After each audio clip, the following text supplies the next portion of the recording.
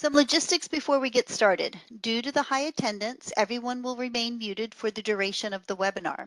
Please enter any questions that you may have into the Q&A box. We have planned time at the end of the webinar to answer any questions that you may have. This is to give you some information about one of our presenters, David Feist. David Feist is an accomplished quality professional experienced in multiple disciplines of international business, manufacturing, process mapping, organizational effectiveness, emergency management planning for business continuity, Six Sigma, quality improvement methodologies, and total quality management.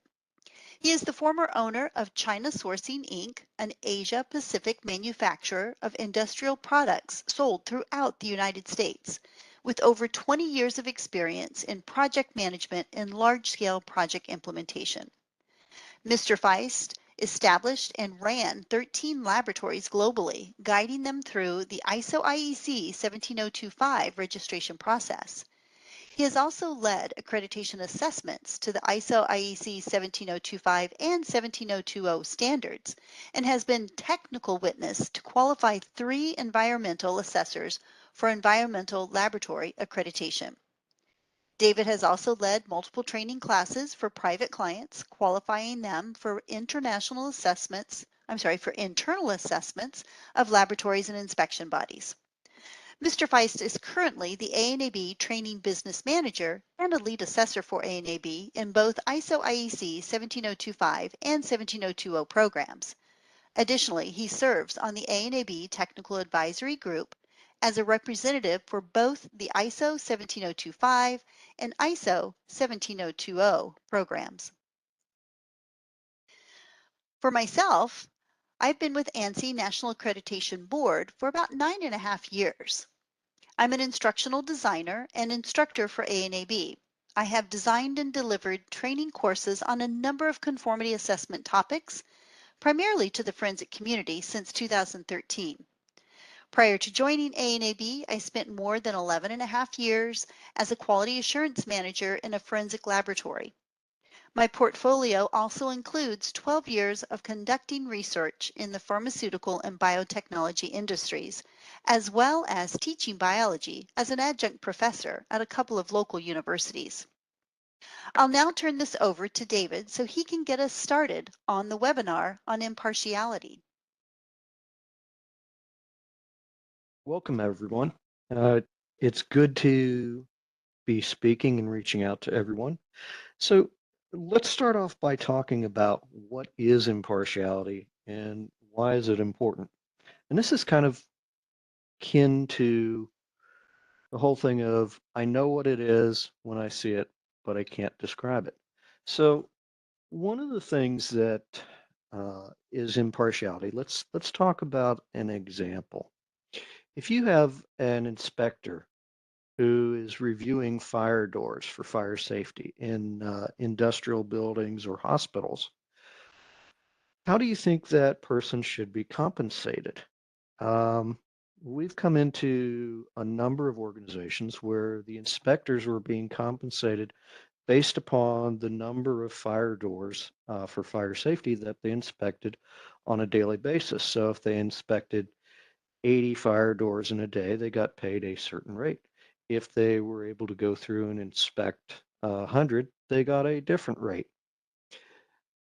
Do you think that has an impact on the impartiality with which those individuals approach their job and the inspection of the fire safety doors and hardwares? Absolutely, it does. And when we get back to this question of what is impartiality and why is it important, whether you're dealing with testing, whether you're dealing with inspection, whether you're dealing with other areas, that idea of being impartial, being able to conduct a test, conduct an inspection without external influence as to how a decision is made one way or another is extremely important. The other piece of this, and we'll talk a little bit more about this, is impartiality and independence go hand in hand. Um, we won't get too deep into that, but when we go into the ISO standards, particularly ISO 17025 and ISO 17020, a huge portion of those standards in section 4.1 and 4.2 talks about how these activities shall be undertaken impartially. Now, when we talk about impartiality, it is that presence of objectivity. So when we talked in the earlier example, if somebody's compensation is influencing the decision that they're making, then it's not neutral. It doesn't have that presence of objectivity. And when we talk about the objectivity, so, without conflicts of interest or conflicts of interest have been resolved so they don't adversely influence the subsequent activities. And I'm sure you can think about many situations in your life where there is an incentive that is applied. You tell your kids, hey, get this done and we'll go out for ice cream. So you've got to think about impartiality in in all of those sequences and all those fashions. And the whole idea is that so that the result of an activity, the result of that testing, the result of that inspection is not compromised by the situation or the action of a particular person. And the evaluation of those results are not compromised in that same fashion. Now, one of the things that we can talk about is, well, how do you do this? And having been a consultant over the years, having assessed a number of organizations, and having done training, one of the activities that I encourage organizations to do is to put together a risk matrix for impartiality. And it's as simple as get a group of 4 or 5 people in a room and start listing down what are risks to your impartiality. And pretty soon you'll have a list of 25 or 30 risks. And then go through and rank those. Rank them from 1 to 5. 1 being, it's a little bit of a risk, but it's not really going to influence us. To 5, hey, this is a huge risk. This can cause us to lose our impartiality and independence in this scenario. This is something we should focus on right away. And in under an hour, most organizations can clearly call out what the risks to their impartiality and independence are. Now, when we talk about impartiality, the decisions we're making need to be based on specific objective criteria rather than being biased, prejudiced, or preferring benefit for any reason. It cannot be partial or biased. So that means that, take for example the gentleman who is performing a fire door inspection.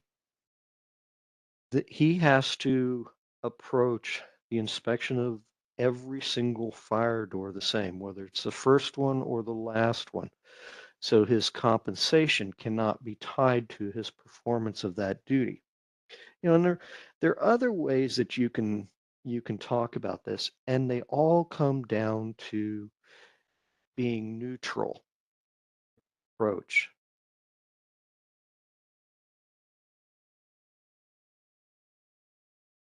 Now, why is impartiality important?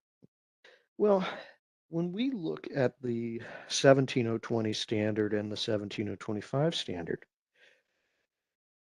we're talking about the input of professional judgment. And in particular, the 17020 standard talks about the application of professional judgment. And we have to ensure that that is not being compromised by bias or influence. And that bias can be actual or perceived. If your client believes that there is bias applied, whether it is or not, then your impartiality is going to come into question. And we have to make sure that whether it is through the production of items, whether it's through the inspection of items, whether it's through the testing of items, that those results, whether they are test results, whether they're inspection results, are seen as being impartial and non-biased. And this comes back directly to the integrity and the reputation of the organization that's performing this. So it is critical in that aspect. So as we go through this, what are some of the things that we need to talk about? We need to make sure that any work that is performed is seen as being free from bias and that it actually is free from bias, and that we ensure the independence of those results, that they are not affected by our personal interests or any feelings that we may have one way or another. And how do we do this? Well, we avoid situations that can compromise us. It can be as simple as not being seen in activities that are in conflict with what we're doing. So, for example, if if we go back to the example of somebody performing an inspection of an article, they should not be involved in recommendation of repairs for that item. They should not be involved in repairs for that item. They should not be involved in the production of those items. They have to show that they are independent of those activities. You think if somebody was involved in installation of certain hardware, should they be involved in an inspection of it? Absolutely not. That would compromise the impartiality. Yeah. And the other thing is, you have to be able to separate your emotions from the decisions that you're making. Oh, I can't I know that they need these fire safety doors to operate in order to run this facility, or they're not going to be able to, bring in people to this hospital that are injured. Now, your job as an inspector is to be impartial in how you judge that. Your job as someone that's running a GCMS machine is not to think about how the results are going to be used and how they're going to impact things. It's to give that specific result. And those decisions have to be based on the facts, and they have to be based upon defined criteria. Okay. So what are some of the benefits of impartiality? Well, it's customer confidence in the product, and the product is not only a definable, deliverable item, but it can be confidence in the inspection that is being performed. Let me give you an example right now. Um, One of the largest importers of grain in the Western world is Egypt. And where is a vast majority of that grain coming from? Not only right now, but over the past several years, it's coming out of Ukraine. What's going on in Ukraine right now? Yeah, there's a war going on. One of the things that we as an accreditation body are doing is we're working with the inspection bodies that are based in Ukraine to help maintain the accreditation for their inspection of grain that is being shipped out of that country. It's doing several things. It's maintaining economic cash flow into the country of Ukraine, but it's also maintaining the flow of grains into countries around the world that have a need for that. So, and by having an accredited inspection, when that grain arrives at those ports, it's already cleared for acceptance into the country. So it strengthens those relationships. It establishes and reinforces the culture. It gives confidence in the product that's being delivered, and it gives confidence in the management system. One of the key things of impartiality is that it's not just that the person doing the testing, the person doing the inspection that needs to be responsible. It goes through the entire management structure of an organization. And if it doesn't, then you cannot be maintaining that impartiality. When we look back to the ISO standards, they specifically talk about inspection, the top management having commitment to impartiality. And if there is a risk to impartiality that's identified, that management team needs to show how it is going to eliminate or minimize that risk. And that goes right into problem solving, figuring out how to eliminate that risk. And it helps build trust and foster open communication between all parties. So at this point, I would like to hand the presentation back over to Emma and let her continue on. Thank you for listening to this point. Emma?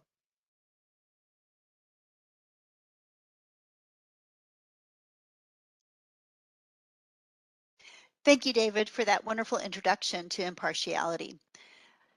There are 5 principles of impartiality, which are all interconnected.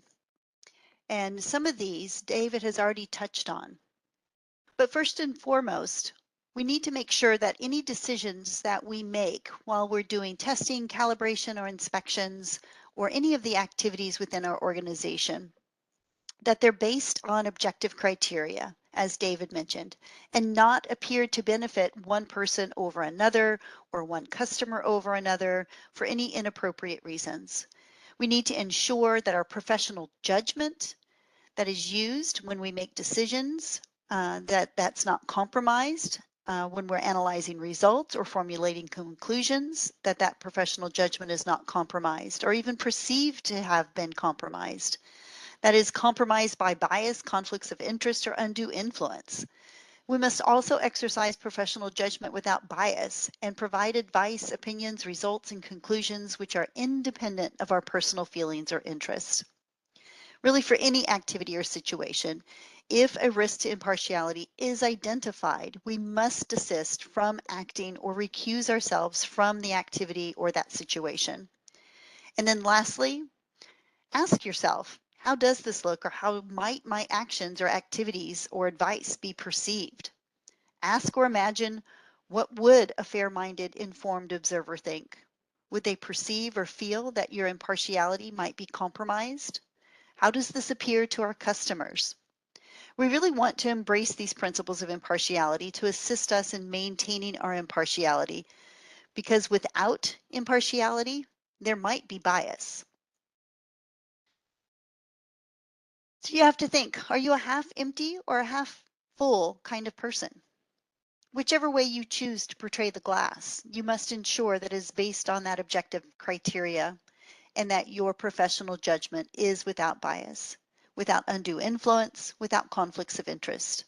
Otherwise, your statement, your action, your activity may be perceived as being biased.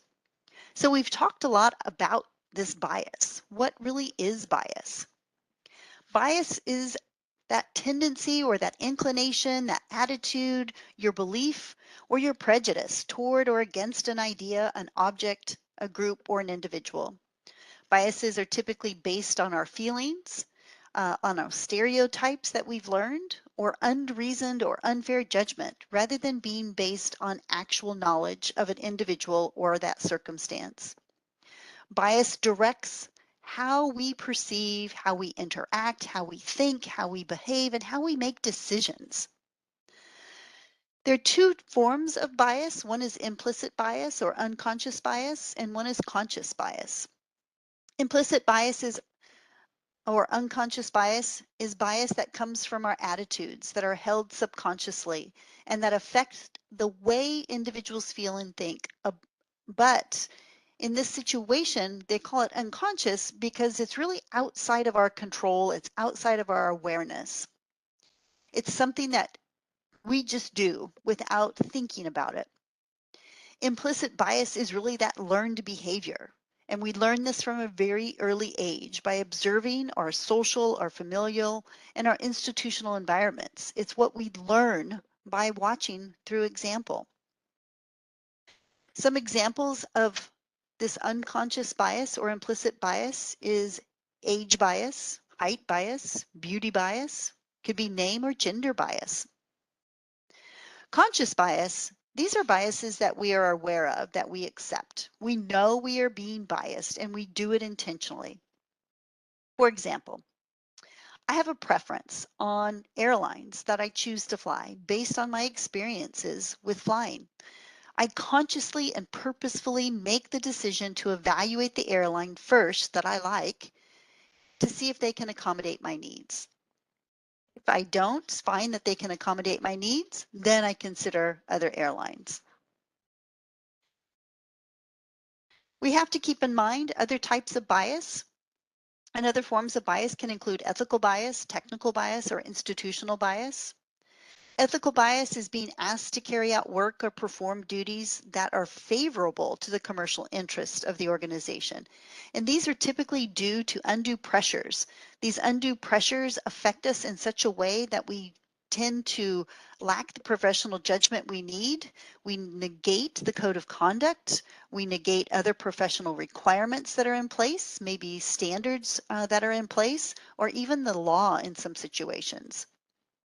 So it really goes to not following our code of conduct and bending that ethical bar, so to speak. Technical bias. This is where one selects a method maybe because they are familiar with it, they're more comfortable with it, even if the method is not the latest and greatest or most appropriate.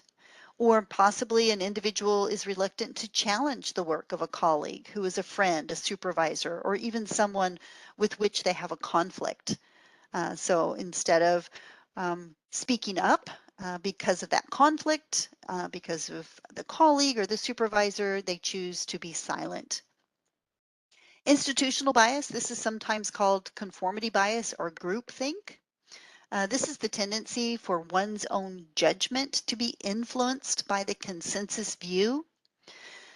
This may have a positive outcome for the organization in that it can help prevent conflicts, because if somebody is not going to speak up because they have a different point of view, that avoids the conflict. But on the other hand, groupthink could result in very poor conduct. There's systematic business failures that could occur because someone is not providing their perspective, they're not challenging the status quo, they're not questioning the organization, they choose to be silent in this situation. Keep in mind as we work through and think about the various types of bias, that for any type of bias, bias is neither all good or all bad.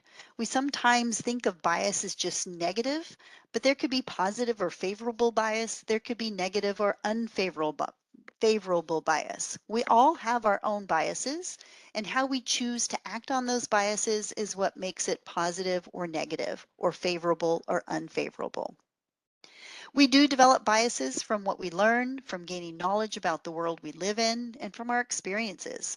Bias does become problematic, however, when our professional judgment is swayed in such a way that it impacts our decisions, how we analyze, how we interpret results and data, or how we formulate our conclusions, or where an individual or a group of individuals are treated differently than others. Biases evolve to allow us to make choices in an efficient manner. So our biases help us to be more efficient, help us make decisions easier. And in some cases, some biases may even protect us from negative consequences. For example, from my education and training as a biologist and from my experience, I know that certain insects in a group of Hymenoptera can sting and cause painful side effects. Thus, I am biased and I avoid any insects that appear to be harmful.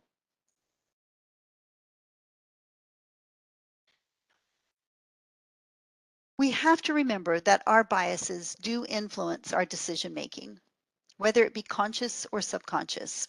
And if our biases affect or influence our judgment and decision making to where we are no longer fair, objective, reasonable, or rational about a situation, then the bias is unfavorable and unacceptable.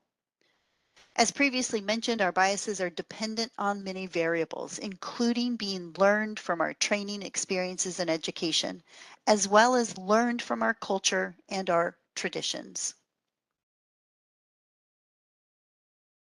So let's take a look at what influences bias. We know that unconscious bias is learned early during childhood from our upbringing, our family, our culture.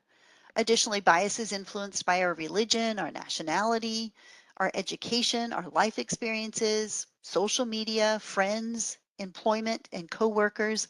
All of these things help us formulate who we are. We are born naive, but with life experiences, we receive and process this information. It transforms our experiences and our abilities to evaluate that information, and it helps us to form those judgments or make those informed decisions. That's part of life. We need to understand that we have biases, but we also need to understand how we act on those biases. And we need to ensure that the judgments that we make, the decisions that we make, the conclusions that we come to, how we analyze our results, the decisions that come out of all of this information, that they're fair, objective, and with impartiality. So now that we have some information regarding impartiality and biases, let's look at some examples of bias, either actual or perceived. These may be relevant to our work environment. One example of potential bias or not being impartial is having one's salary based on commission. It could be that there are some influences that help us make the decision on getting that sale. We want to go out and do the sell so we can get that commission. I think Dave touched on this a little earlier about the fire doors. And the more fire doors that you inspect, the better your salary is going to be. So there is bias in that action. There may be some influence to make the sale or to ensure that that salary is sufficient in either one of those situations. There could be bias if the owner of the organization is also a manager within the organization. Their decisions may be biased and based on the owner's need for a successful business, or the manager may be perceived as making decisions that are based on the financial influences because he is the owner of the company. For laboratory personnel, there could be a clear form of bias or perceived bias if we were to allow someone to audit their own work. And in some ways, it clearly, I don't think there's any way we could audit our own work and be impartial in that activity. Another example would be if individuals were allowed to cherry pick a peer reviewer or a technical reviewer. That is, they may always pick a friend or a colleague that they like, or someone that shares a similar technical background and interest, or one that they know will not be so critical of their work. An example of potential or perceived bias with our customer could be accepting gifts from our customer. The customer may expect some type of reciprocity in return. Another example of customer bias would be to allow the customer to request a certain individual to perform the work, rather than us following our own methods and procedures in assigning that work and performing that work. Now let's take a look at a few accreditation standards regarding impartiality. There are multiple accreditation standards that actually address impartiality in requirements. Two of those that we have focused on here include 17020 and 17025. There are others, however, that's not specific to these two requirement documents. Some other requirement documents that also include impartiality requirements include 17029, 17024, 17034, and 17043 to name a few. And of course, for certification and accreditation bodies, impartiality is required. But for 17020 and 17025, the requirements are listed here. The organization must specify requirements for the competence, impartiality, and consistency of its activities. And the activities shall be undertaken with impartiality and structured and managed to safeguard that impartiality. So these requirements come on very quickly in the documents. So they straight away want us to address impartiality within our management system and make sure that we're structuring our management system in such a way that we can undertake all activities with impartiality and then manage that impartiality. Management shall also be committed to impartiality and responsible for impartiality of its laboratory activities or inspection activities. It shall not allow commercial, financial, or other pressures to compromise that impartiality. This sometimes has been referred to that undue influence. Organizations must identify risks to impartiality. And then once those risks to impartiality are identified, they must mitigate those risks. That means they need to do something about it. Mitigation means to minimize or to eliminate those risks. But the risks must be addressed. And lastly, policy and objectives shall address impartiality. So to address impartiality and these impartiality requirements, we really need to understand the risks to impartiality and then how to demonstrate and maintain that impartiality. So listed here are a few risks to impartiality. These risks include internal or external influences or pressures, those undue influences as they may be called. Could be the ownership of the organization or how that organization is governed. Could be financial interests, contracts, or maybe even sharing of resources. There are also risks that could be involved with the management and the personnel of that organization. For all of these risks to impartiality that are listed here, it really comes down to relationships in the end, both internal to our organization and external to our organization, and those influences of those relationships and what they have on our judgment.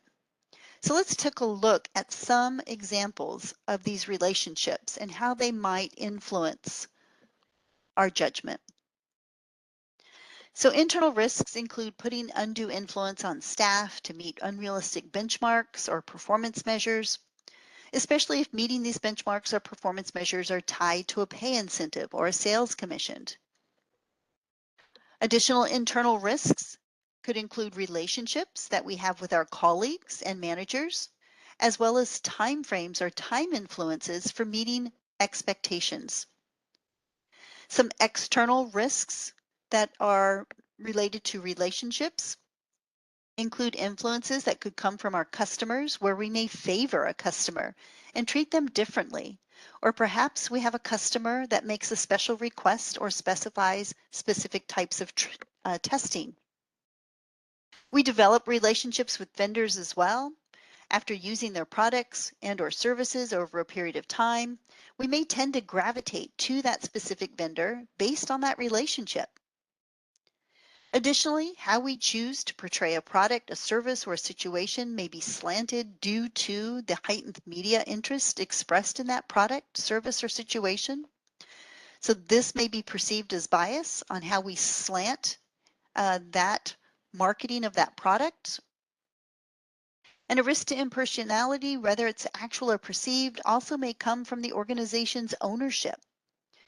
Whether it's a public organization, a private organization, or if the organization is part of a larger organization.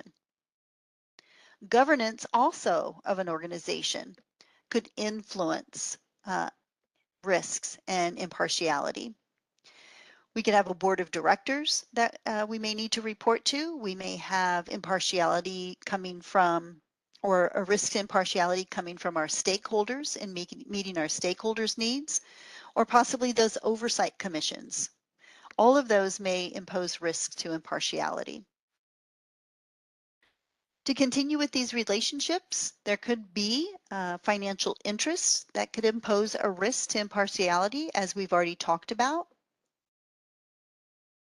Risk to impartiality may also come from relationships when we have a sharing of resources, allowing others to use our equipment and making the judgment that their results must be accurate and reliable and valid because they used our equipment and we know that our equipment is good. Or vice versa. You may use someone else's equipment that's outside your control, and because you have a favorable relationship with that entity, you assume the equipment is well maintained based on that relationship. And lastly, relationships between management and personnel also pose a risk to impartiality. For example, due to relationships, managers, supervisors may have their quote favorites, or an individual may speak negatively of someone to a colleague that may bias their opinion of that person without justification or cause. With all these risks to impartiality, how do we go about mitigating these risks so we can demonstrate and maintain impartiality? I'm going to show you a 5-step process for demonstrating and maintaining impartiality. This content is actually from the 17025 Academy, Tracy Evans, at the following URL that is noted above. The first step of this 5-step process is to develop a culture that promotes awareness of impartiality. Put the culture in place within your organization. Make it a topic. Talk about impartiality. Talk about why it's important, what impartiality does for your organization, and how the organization will benefit from that impartiality in the end. And make everyone an ownership of that impartiality. So talk about impartiality, include it in your policies, have a code of conduct, then talk about what it means to demonstrate and maintain impartiality. Have those resources available as well to help individuals develop and facilitate their culture and provide training on impartiality. Step 2, obtain personal declarations and commitment, including management commitment to impartiality. Step 3, identify and address any risks to impartiality. Step 4, we need to safeguard impartiality status once it's established. And then lastly, step 5 is to monitor impartiality. So once you have mechanisms in place that demonstrate and maintain impartiality, follow up and monitor to see if those mechanisms or approaches that you've put in place are effective. We're going to dig a little deeper into steps 2, 3, and 4. For step 2, this is to obtain personnel declarations and commitment, including management's commitment to impartiality. You could have individuals read and sign a code of conduct or some other form of declaration that they have read and understand the importance of impartiality. I think the majority of organizations have some type of code of conduct or code of ethics or some type of employee handbook, especially for new employees that come in that typically have to sign that and declare that they understand these policies, rules, and procedures. You can have a conflict of interest policy where individuals need to disclose those conflicts of interest, either actual or perceived conflicts of interest. They may have these from prior employment, from personal relationships, or from financial interests. For management, it's important for them to be the facilitators and the leaders of impartiality, to demonstrate and maintain impartiality. So develop an impartiality policy or a statement declaring their commitment to impartiality. Discuss impartiality during management meetings, during staff meetings. Be transparent about impartiality discussions and decisions that are made regarding impartiality, and be aware of changes within the organization that could really impact the impartiality status. And then demonstrate that management will follow up and evaluate risks to impartiality when they're identified.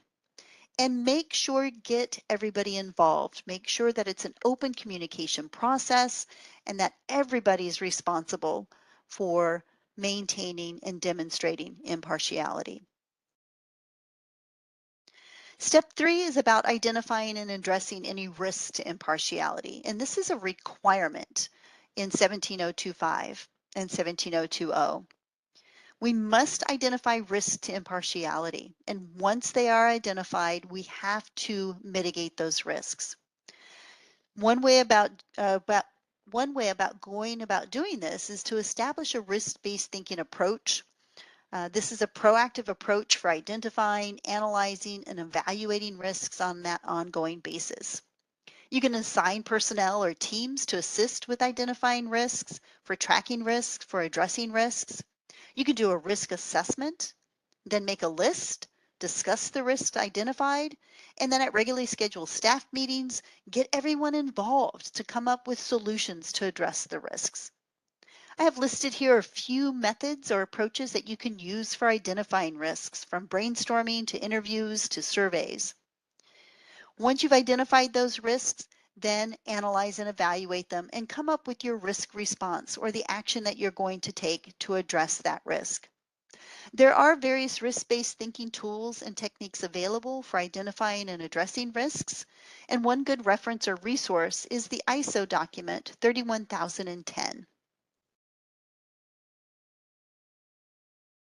For safeguarding impartiality, you have to think about all of the things that you've put in place to address impartiality. And once all of those mechanisms and tools are established in place, we have to safeguard what we have.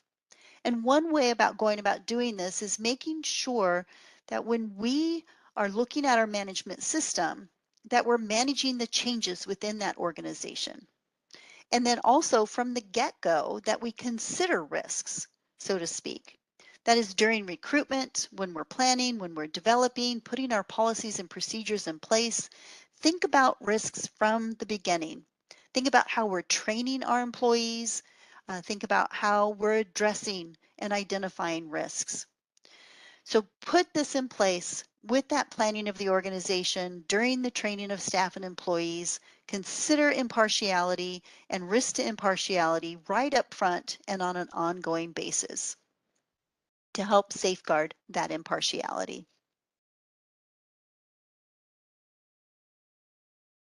So all in all, in summary, understanding and maintaining impartiality will help to ensure that results and/or products that we deliver to our customer are valid and accurate and reliable and of a certain level of quality, and that the interpretation and that the reported results are without bias, that they're objective and that they're fair. In the end, this will protect the reputation and the integrity of the organization and provide greater customer and staff confidence, as well as strengthen those relationships.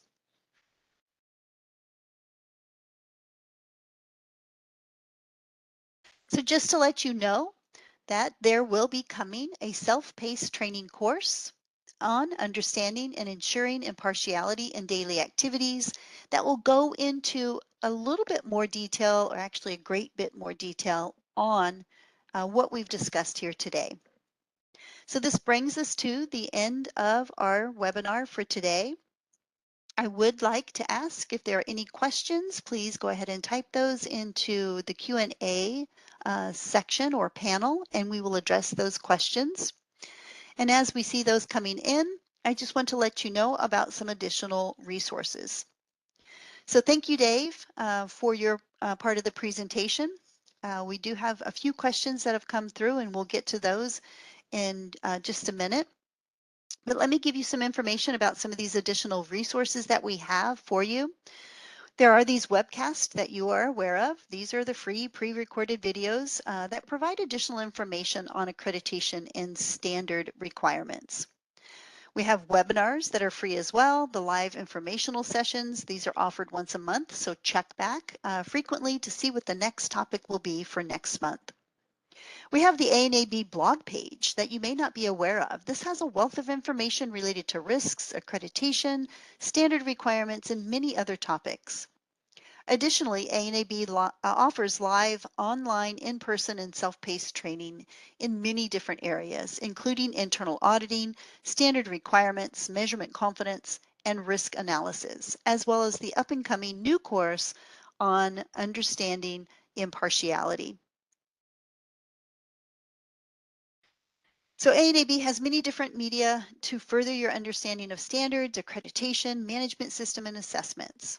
On the ANAB website, you can find where all of this information is located. So I encourage you to just peruse their website and look for the various types of information that would be beneficial for you. So with that, I would like to now circle back to any questions that we have. So we have about 10 minutes left for questions, and we'll try to get through as many as we can. However, if we don't have time for the questions, we'll be sure to post the answers to those questions with the webinar recording.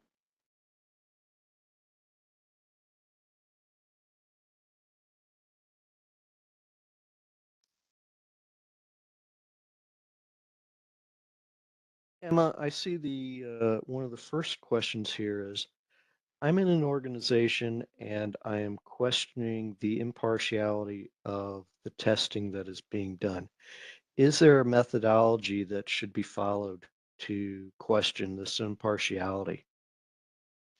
Oh, that's a great question, David. And I think there are quite a few things that laboratories tend to put in place that help actually protect the way that we do our testing. That is to ensure that the testing is done impartially. And one of those primary things that we do is that peer and technical review. So that peer and technical review is set up in a sense to help ensure that the work and the testing or the calibration or even the inspection activities that we're performing are done according to the procedures that we have in place. So peer technical review is one mechanism, and certainly even going back and showing that we have standard methods in place and SOPs in place that everyone is supposed to be following those also goes to ensure that the results the conclusions that we've come to have been done with impartiality. Yeah, many other things also go into that. You can think about all those other mechanisms that you have in place, from proficiency testing to ensure individuals are competent, and even the internal audits and the management reviews that we do go to evaluate our system from input to output to ensure that we're maintaining that impartiality from input to output. Yeah. There's also a question here specific to what you just mentioned, the peer and technical review. Is peer and technical review required for unaccredited organizations? It is not. It is not one of those requirements for an unaccredited organization. It's even in 17025, it's one of the recommended things to do, but there's not a specific requirement that says you must do technical review. I know for some entities, they do have supplemental requirements that make it a requirement to do a peer and technical review. But for some documents, that is not a requirement. So it's a good practice to put in place.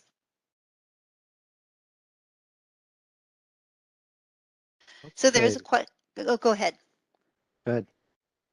I was going to say another question that has come in says, what is a method to address risk when the risk is the oversight commission that approves and denies if risk was addressed appropriately? Oh my gosh, that's sort of a catch-22, and that's a difficult question. Right. So, what do you do in that situation where you have to address the risk? And part of the risk is that oversight commission, because that was listed as a risk to impartiality. And I think it kind of goes back to who is on that oversight commission, and do they have things in place to address their potential conflicts of interest?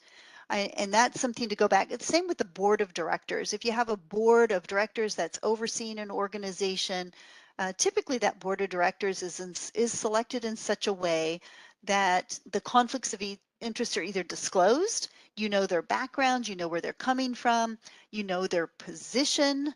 And so in that selection of that board or that selection of that commission, I think it's important to have the same things considered there that we have to consider for ourselves in the laboratory regarding impartiality. What is the code of conduct for the board? What do they do regarding conflicts of interest? How are those things disclosed? And where is that transparency in the individuals that are serving on that board and their position regarding the work that we conduct in the laboratory? I think Dave, there's do you have any? also a different, I'm not sure you've addressed the base question there, Yeah. because the base question was, what if the conflict of interest is emanating from the group that is responsible for controlling that conflict of interest or that risk management? So one of the ways of addressing that is there is the option, if this is an accredited organization, to address that with the accreditation body, someone like ANAB, and say that we believe that there is a conflict of interest here. There is a formal methodology for doing that, and as part of that, the accreditation body is required to go back and review that complaint or that incursion. So that is, if you find yourself in the position where you believe that the impartiality of your organization is questionable, that if it is an accredited organization, you have that avenue to pursue. And that is one of the things that we encourage, and it has to be there as part of the accreditation process. Thank you. Oh, that's excellent information, David. Thank you very much for providing that. All right, that seems to address the questions that are on the table right now. We appreciate There's one. everyone's I'm sorry, Dave. participation. There is one more question that came in the Q&A panel. Very quickly, it says, how do you deal with impartiality in terms of internal audit when it's a small laboratory? Specifically, they're stating they're a quality officer who sometimes may do peer review, and then during the internal audit, they would audit the technical processes, which would that be considered as a breach No, of impartiality? it really would not. One of the things that we recognize as an accreditation body is that there may be organizations that are one or two individuals, and they are required to wear multiple hats. The thing that we assess for and the things that we look for are that that organization is able to define those responsibilities, and the accreditation, which goes back to 17011 standards, does not require that these or that the execution of internal audits, the execution of testing be completely independent from one another. What it requires is that we have to recognize that, and we have to account for that. We have to say, this is how we manage that risk to impartiality, and it be identified. When we talked early in the presentation about identifying what those risks are, the key to this is making sure that we identify those risks, we set in place an action plan, and that we be open and honest about those risks. That's the key. It's not that we can draw black and white and say, this, because we've only got three people involved here and they're doing this activity and this activity and this activity, that they must not be impartial. No, it's a matter of how we handle that risk. I agree. Very good. Thank you so much for that explanation. Okay, so now I think with that, not seeing any additional questions coming in, I would like to thank all of you for your participation today in this webinar. Here's some additional contact information for you if you need some information related to training or information related to accreditation services. So thank you all very much for your participation, and hope to see you back again next month for our next webinar.